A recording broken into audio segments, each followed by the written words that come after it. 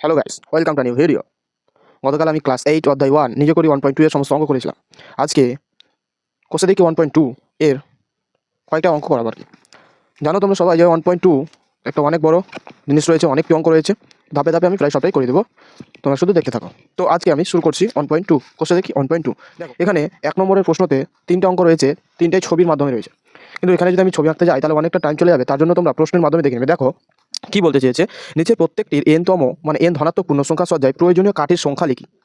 তাহলে দেখো 3টা ছবি দিয়েছে ডট ডট করে, অর্থাৎ n-তম সংখ্যায় কতগুলো কাঠি লাগবে সেটা আমাকে নির্ণয় করতে বলছে। তাহলে প্রথম সজ্জায় দেখে নাও, কোষে দেখি 1.2 একের এক দেখ।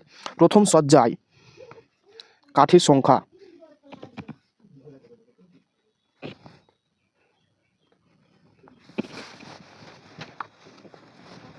সংখ্যা ইকুয়ালস টু কতটা আছে দেখো, 1 2 3 4 5 6টা রয়েছে, 6টি।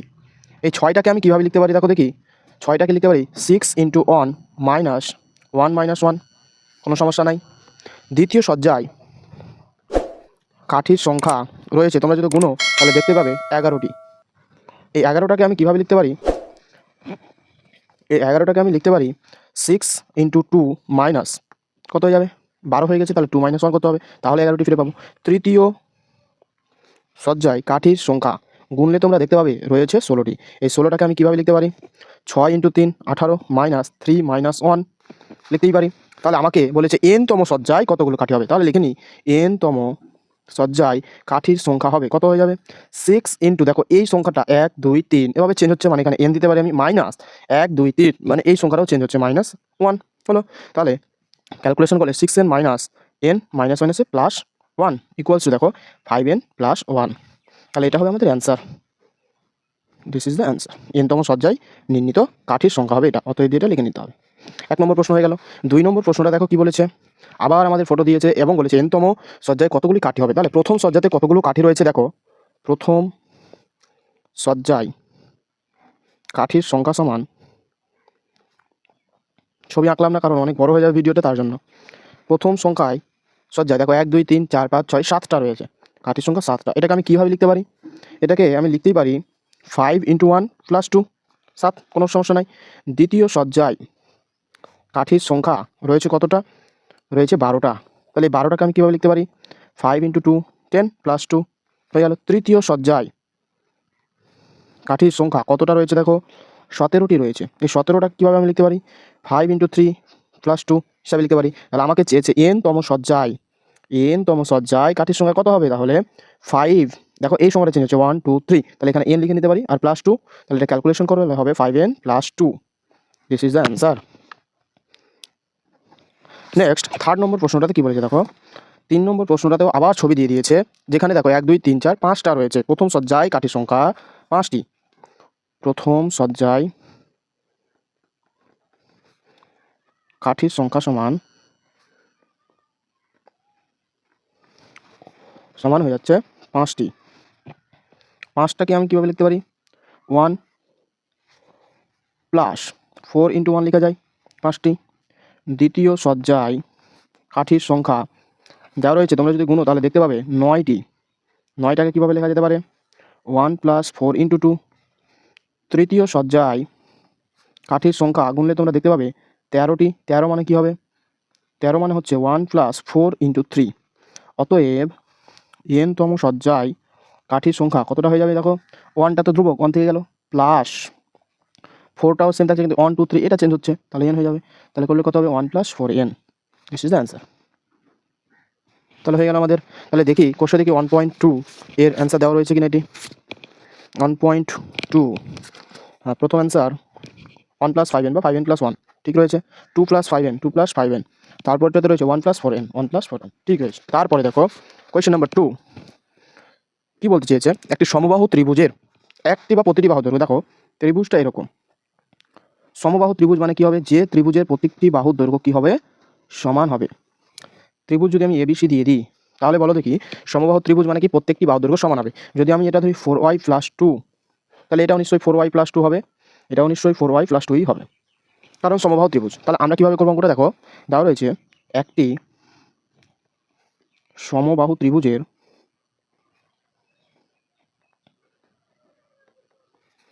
প্রতিটি বাহুর দৈর্ঘ্য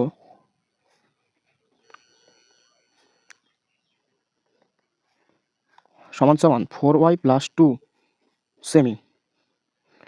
তাহলে ত্রিভুজটির পরিসীমা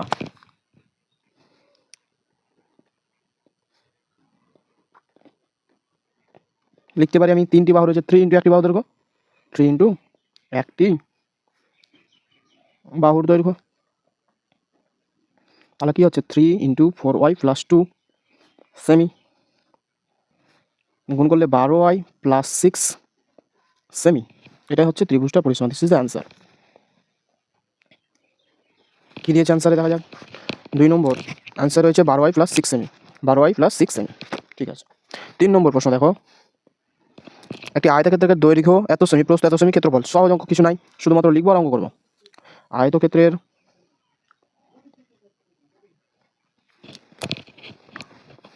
দৈর্ঘ্য রয়েছে 8x প্লাস 3y সেমি, আয়তক্ষেত্রের প্রস্থ 8x মাইনাস 3y সেমি। অতএব আয়তক্ষেত্রটির ক্ষেত্রফল, ক্ষেত্রফলের কী সূত্র আমরা জানি, দৈর্ঘ্য ইন্টু প্রস্থ। তাহলে 8x plus 3y into 8x minus 3y বর্গ সেমি হবে। তাহলে আবার দেখো, a plus B, a minus B, তাহলে a স্কোয়ার মাইনাস বি স্কোয়ারের সূত্র পড়ছে। তাহলে এটা 64x স্কোয়ার মাইনাস, এটা y ছিল 9y স্কোয়ার বর্গ সেমি। অ্যান্সার দেখা যাক, 64x square minus 9y square বর্গ সেমি। ঠিক আছে, দিস ইজ দ্য অ্যান্সার। তারপরে দেখো 4 নম্বর। নম্বর 4-এ বলছে বর্গক্ষেত্রাকার একটি বাহু দৈর্ঘ্য এত মিটার হলে ক্ষেত্রফল কত হবে। এম এর মাধ্যমে লিখি, এম এর মান কত হলে ওই বর্গক্ষেত্রের পরিসীমা 8 মিটার হবে তা হিসেব করি। তাহলে দেখো, বর্গক্ষেত্রের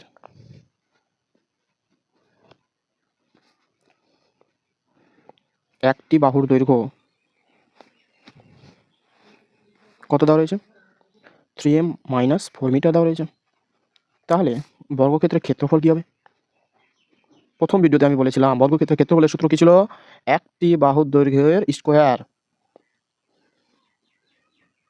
বাহুর দৈর্ঘ্যের স্কোয়ার বর্গ একক। এই ক্ষেত্রে কী রয়েছে, 3m মাইনাস 4 তার স্কোয়ার বর্গ মিটার হবে নিশ্চয়ই। এবার বলো দেখি বর্গক্ষেত্রের ক্ষেত্রফল তো ওটা হলো, বর্গক্ষেত্রের পরিসীমা সূত্র কী বলেছিলাম, বর্গক্ষেত্রের পরিসীমা বলেছিলাম 4 ইন্টু একটি বাহুর দৈর্ঘ্য, একটি বাহুর দৈর্ঘ্য 4 ইন্টু একটি বাহুর দৈর্ঘ্য কত দিয়েছে, 3m মাইনাস 4। তাহলে দেখো শর্তানুসারে কি হচ্ছে, আমরা পরিসীমা বের করলাম 4 ইন্টু 3m মাইনাস 4, কিন্তু আমাকে প্রশ্নতে বলছে না পরিসীমা রয়েছে 8, সমান সমান 8 হবে, কি হবে না, হয়ে যাবে। বা দেখো 3m মাইনাস 4, এপারে যদি কোনো সংখ্যা গুণ আকারে থাকে ওপারে গেলে কী হয়ে যায়, ভাগ হয়ে যায়, ভাগ হয়ে গেল, তো কাটাকাটি করলে 2 হয়ে গেল। তাহলে আসলে হলো কি 3m মাইনাস 4 ইকুয়ালস টু 2, বা দেখো 3m ইকুয়ালস টু 2, এপারে কোনো সংখ্যা বিয়োগ আকারে থাকলে ওপারে গিয়ে যোগ হয়ে যায় 4, তাহলে হয়ে গেল 6। তাহলে এখন পেলাম আমরা 3m সমান সমান 6, বা দেখো m সমান সমান কত, 6/3 ইকুয়ালস টু 2, বা m সমান সমান 2। তাহলে ক্ষেত্রফলটা কি আমাকে বের করতে বলেছিল, তাহলে বর্গক্ষেত্রের ক্ষেত্রফল সমান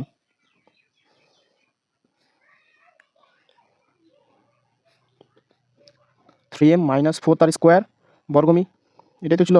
তাহলে 3 ইন্টু m এর মান 2 মাইনাস 4 তার স্কোয়ার বর্গমি, তাহলে কত হচ্ছে 6 মাইনাস 4 2, তাহলে 2 স্কোয়ার বর্গমি সমান সমান 4 বর্গমিটার হচ্ছে। আরেকটা অ্যান্সার বলেছিল m এর মান কত হলে বর্গক্ষেত্রের পরিসীমা, তাহলে m এর মান তো পেয়ে গেছি। অতএব m এর মান 2 হলে বর্গক্ষেত্রের পরিসীমা 8 মিটার হবে।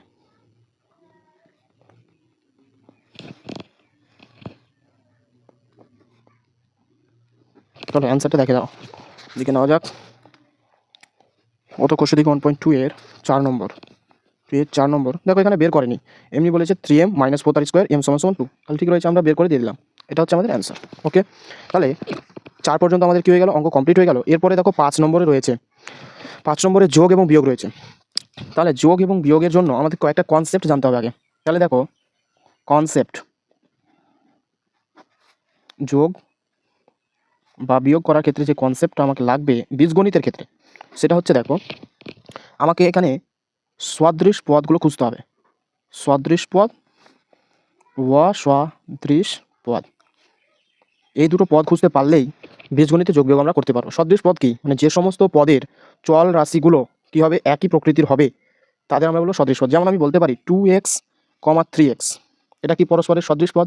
কিন্তু দেখো 2x, 3y এটা কি কখনো সদৃশ পদ হতে পারে? হতে পারে না, কারণ দেখো এখানে x চল রয়েছে, এখানে y চল রয়েছে, কিন্তু এখানে দুটোতে x চল রয়েছে। একইভাবে বলতে পারি x², 6x², এটা কি পরস্পরের সদৃশ পদ, কিন্তু x², 6x কিউব, দেখো পাওয়ারটা চেঞ্জ হয়ে গেল, কিন্তু সেটা কি হয়ে যাবে, অসদৃশ পদ হয়ে যাবে, কারণ এখানে x² ছিল, এখানে হচ্ছে x3।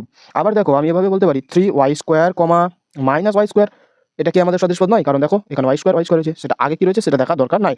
কিন্তু অসদৃশ পদ কীরকম আবার হয়ে যাবে, দেখো 3y², x², এটা কি কখনো আমাদের সদৃশ পদ হবে? হবে না। তার কারণ হচ্ছে দেখো চল রাশিটা আলাদা হয়ে গিয়েছে, তার জন্য এটা হচ্ছে অসদৃশ পদ। তাহলে যোগ এবং বিয়োগ করার ক্ষেত্রে প্রথমে আমাকে সদৃশ পদগুলোকে চিনতে হবে, যে সমস্ত পদগুলো সদৃশ হবে সেগুলোকে একদিকে নিব, বাকিগুলোকে আরেকদিকে নিব, তারপরে আমরা যোগ বিয়োগ করবো। তাহলে দেখো প্রথম একটা প্রশ্ন বলেছে 5-এর এ নম্বর, যদিও করে দেওয়া রয়েছে, আমি বুঝিয়ে দিচ্ছি। দেখো 5-এর এ, x² + 2y² -8y² + 6x² + z²। প্রথমে রয়েছে যোগ করি 1 + 2। তাহলে দেখো x² এর সঙ্গে সদৃশ পদ হচ্ছে 6x², 2y² এর সঙ্গে সদৃশ পদ হচ্ছে -8y²। এখানে z² এর কোনো সদৃশ পদ নাই, তার জন্য দেখো কি করেছে, x² + 6x², তাহলে একটা x² আর এক ছোট x², তাহলে কত হলো 7x²। দেখো 2y², 8y², তাহলে এখানে ক্লাস 7-এর ভাবো যে যখন দুটো আলাদা চিহ্ন ছিল তখন কি করতাম আমরা, যে বড় তার চিহ্ন বসিয়ে দিলাম, এই বড় তার চিহ্ন বসে গেল, আর মনে মনে কি করতাম, বিয়োগ করতাম, তার জন্য 6y² + z² হয়ে যাবে।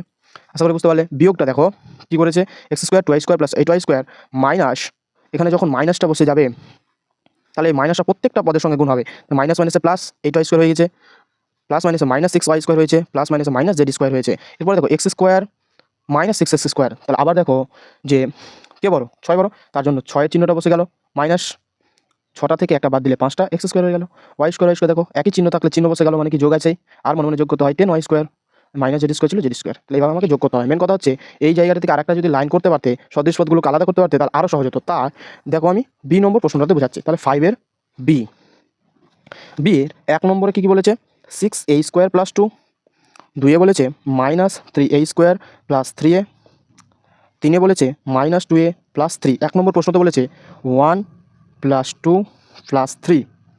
তাহলে দেখো 6a² + 2, তাকেও কিছু করতে হবে প্লাস, ব্র্যাকেট নাও আগে, তাহলে একটু সুবিধা হবে বুঝতে, -3a² + 3a plus -2a, 6a² + 2 plus minus এটা, তাহলে এটাকে আমি যদি ব্র্যাকেট ভাঙি, 6a² + 2 -3a² + 3a -2a + 3।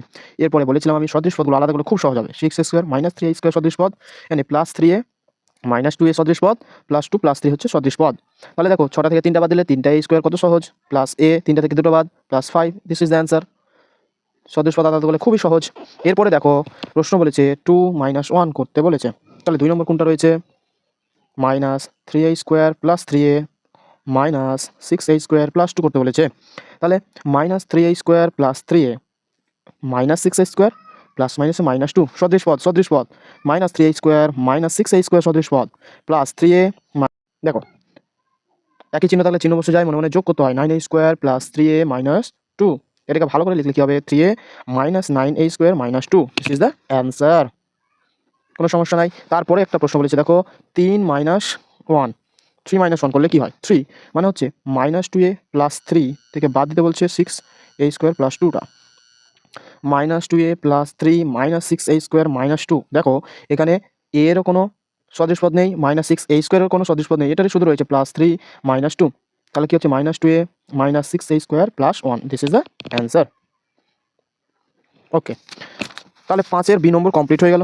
Last 5-এর C দেখে নাও, বেশি ভিডিও করলে বড় হয়ে যাবে, তার জন্য আমি 5-এর সি পর্যন্ত লাস্ট করছি। দেখো 1 নম্বর বলছে 9m² - 2mn + n², number 2 m² + n², number 3 m² - 3mn - 2n²। প্রথমে কি বলেছে 1 + 2 + 3 করতে বলেছে, তাহলে কী হবে, ব্র্যাকেটের মধ্যে নাও সবটাকে, 9m² - 2mn + n² plus m² + n² plus m² - 3mn - 2n²। এরপরে দেখো 9m² - 2mn + n² plus m² + n², m² - 3mn plus মাইনাসে -2n², সদৃশ পদ একদিকে করো, m² + m² প্লাস m² সদৃশ পদ, এন স্কোয়ারগুলোকে একদিকে করো plus N square minus 2n square, M এনগুলোকে একদিকে করো মাইনাস 2mn মাইনাস 3mn। তাহলে দেখো 9, 10, 11 এম স্কোয়ার কত সহজ হচ্ছে, plus 2n square minus 2n square. দেখো একই চিহ্ন থাকলে চিহ্ন বসে যায়, মনে মনে যোগ করতে হয়, হয়ে গেল। তাহলে এটা আর এটা কেটে গেল, তাহলে 11m square minus 6mn, this is answer. সদৃশ পদ একদিকে করলে খুব সহজ হয়, তবে যারা এক্সপার্ট তাদের কিন্তু করতে হয় না, এমনি দেখে করতে পারা যায়, খুব সহজ জিনিস। তাহলে 9m square minus 2mn plus n square থেকে বাদ দিতে বলছে 2 নম্বরটা, m square plus n square. ব্র্যাকেটটা এমনি দিচ্ছি না, দেখো ব্র্যাকেটটা দেওয়ার গুরুত্ব রয়েছে, mn plus n square plus minus A minus M square. কেউ যদি না জানে তাহলে এটা প্লাসে দিয়ে দিত, কিন্তু ব্র্যাকেট ভাঙা ক্ষেত্রে দেখো প্লাস মাইনাস এ মাইনাস হবে এন স্কোয়ার, তার জন্যই আমি ব্র্যাকেটটা দিচ্ছি।